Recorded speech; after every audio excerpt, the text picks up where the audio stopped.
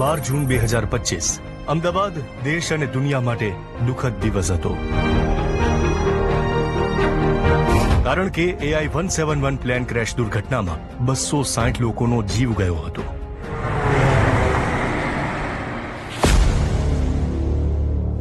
આજે દેશ અને દુનિયા એક જ સવાલ પૂછે છે કે આ દુર્ઘટના કેવી રીતે બની, અને એક મહિના પછી AAIB ના રિપોર્ટમાં નાની એવી ફ્યુલ સ્વિચ વિલન બનીને આવી.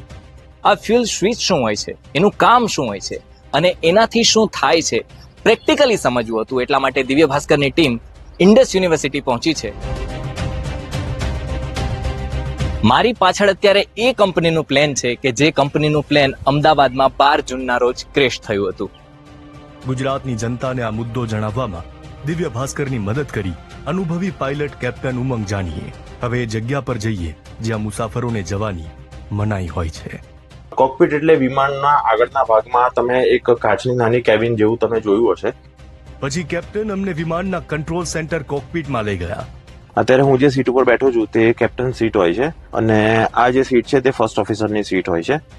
અહીં ઘણા બધા મીટર, બટન અને સ્વિચ આવેલી હોય છે, જેમાં એક સ્વિચ હોય છે fuel cut off switch. Plane ઉડવાની આખો વિડિયો જોવા માટે ડાઉનલોડ કરો દિવ્ય ભાસ્કર એપ.